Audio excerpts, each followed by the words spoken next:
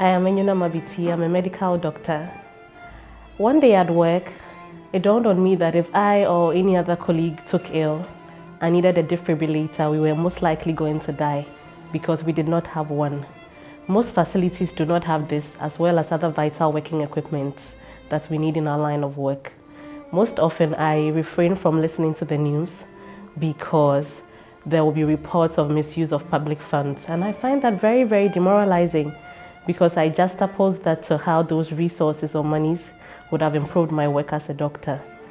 Doctors do lose patients, not because they did not have the know-how, but because we did not have the necessary tools to produce better outcomes in those moments.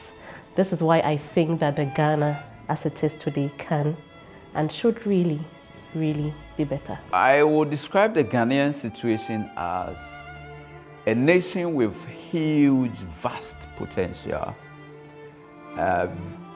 vis-a-vis its current functional capacity. What I mean by functional capacity is, it's one thing having a potential, and it's one thing expressing the potential. We are a divided people. The country is divided. We are a divided country in a divided continent. Most often, national issues become partisan issues. We've stopped building a nation. We're only solving problems, and people are trying to raise their flags on their pet things that they want to be remembered for. I would say that my experience of the Ghana of today is how much we have destroyed what used to be a reasonably good environment. I remember the good old days, as we would say, of going to the farm, being able to take water from a brook or a running stream to drink. And now, if you're living even in a village, you are unable to drink water from your local stream. And if you don't have money to buy water that has been produced by some company or the other, then you are in big trouble. We've destroyed the land with so much greed, galamsey, the greed of a few people who want to make themselves, who want to get rich at the expense of everybody else. Where is the Pan-Africanism that Ghana espoused? Why are we not articulating something that is very uniquely Ghanaian, that represents what the Black Star used to be? Where is our, why don't we even have an airline? Where is our stake in an international, where's our international footprint? So these are a lot of questions, and I believe that it is in the minds of people that really want to reimagine the future that we're talking about. And so when we say reset, I believe that is a time to reset. Every person with disability does. He does that twice. Somebody in the wheelchair have to go with the wheelchair and the driver's charge, and so on and so forth. So the cost of living in Ghana now, very, very difficult, very, very difficult, and difficult for we persons with disability. It's brutally harsh. I mean, if with all my professional experience and I mean my qualifications, if you like, and my status in life, sees this economy as brutally harsh, then you can think of what my people in Jamestown will say it. If you ask the question, what are my thoughts about Ghana today, I have a sense of sadness in that I think our children, our youth, are so wonderfully talented, but are not being utilized in their fullest. And consequently, it seems our nation is not developing as fast as other nations are. And indeed, we are lagging behind. It's very sad and heartbreaking because when you check the conditions that we find ourselves in the country, there is no hope for us, and then including the youth. I see a land brimming with promise, inhabited by a people known for their resilience and peace. Despite facing challenges, our country remains welcoming, striving for excellence even amidst adversity. However, our public services have often fallen short, reflecting a lack of ambition, complacency with the status quo, and a tendency towards risk aversion. Additionally, the reckless destruction of our environment, including our water bodies and green spaces, is a concern that needs urgent attention. While there have been some progress in education and health, there's still room for a lot of progress. Even though we may be slightly ahead of neighboring countries in the region, we can still do better. So today, you see the desperation of my fellow young people at the embassies in daytime, where everybody is seeking to leave the country. And in the night, if you go to Terminal 3, Kotoka International Airport, you see the expression of the desperate situation we have in our country where young people are fleeing the country today. And if there's an opportunity, our country will be less populated in a matter of months, basically.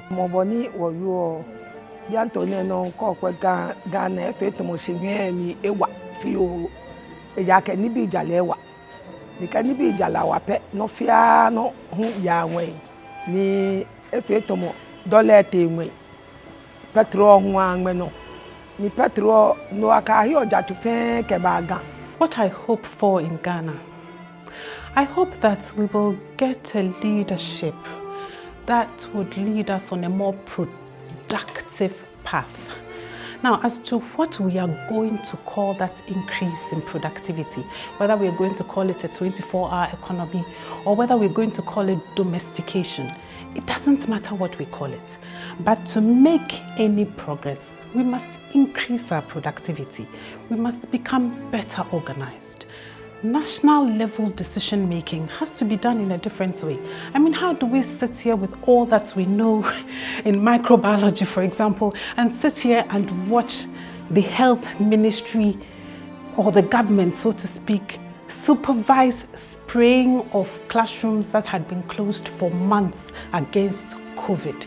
COVID that cannot last for more than, what, maximum, let's say 5 days on a surface. These classrooms had been closed for months and we were spraying them against COVID at a cost to the nation, national level. If in my house I panic and I feel that I'm spraying against COVID after I have gone away for a while and I'm back, that's my mistake.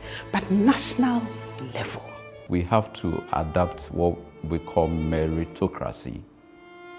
Hire people, put people in positions of relevance based on their level of competence as against political patronage. That we will be able to be not so divided by the politics. Political divisions, even within families, have become so difficult to manage. Something that didn't used to be a problem before. And the matter of mistrust of our neighbors, the lack of integrity, not being able to believe anything that someone tells you at face value.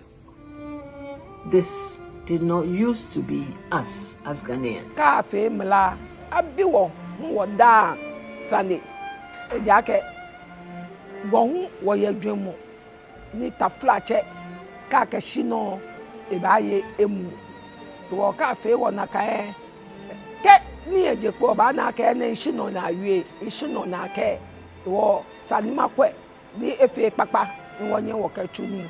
Our corruption index should also reduce. And then the final one, the leadership have to listen to the people whenever there is an issue that the people are bringing out. I aspire for Ghana to become a beacon of progress and integrity, setting an example for others to emulate. Let us strive for a country where environmental conservation is paramount and where there are consequences for bad behavior. Together, let's build a country that fosters pride and progress. We only have one country, Ghana.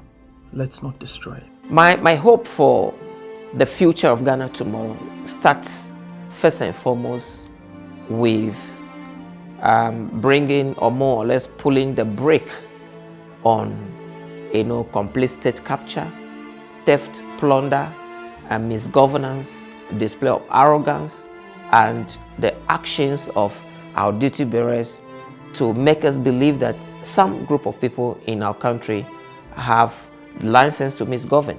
So in effect, there is a need that not through violence, but through the ballot box on 7th of December, there have to be a change. The hope for tomorrow will first and foremost start by holding the feet of our duty bearers to the fire of accountability.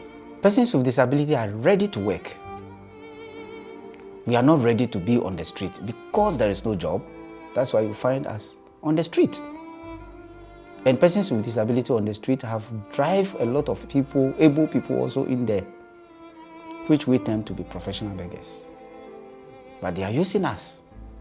They are using our example. But if we are able to create or build all these resource centers across the nation, all regions, and every person with disability will be given a training. If you are to learn carpentry, if you are to learn tailoring, if you are to learn how to make soaps, computer, you go in there, you learn it. At the end of your training, you'll be given a capital. From that disability fund, we establish you, then you go and establish yourself. Now, with a 24-hour economy, which is, I believe, is a very smart strategy, a policy, what it's saying is that time is money. So every individual have to look at 24 hours and determine, how do I play a dollar value on that money, on that time? Should I want to use 6 hours to just, waste my time? Should I spend 12 hours just attending church services and just praying and not doing anything to myself? Or should I want to look at my time and say, well, I'm going to take 6 hours to learn a new trade. I'm going to take 7 hours to do something else. So in the end, the 24-hour economy strategy is saying to all of us that, look, you can actually dollarize your time value by making sure that you make good use of your time to look for things that will benefit you. And I really believe that this is, as I call it, a socioeconomic behavioral policy, a change policy, because what it does is that it makes you, the individual, you become the architect of your own prosperity, so that you say, well, I'm going to invest my time to learn a new trade, and I'm going to use the skills and the talents I have to look for a job in A and look for another job in B. So it's possible that our youth that have the energy and exuberance could actually look at different skills that they need and can work 2, 3, 4 jobs at a time.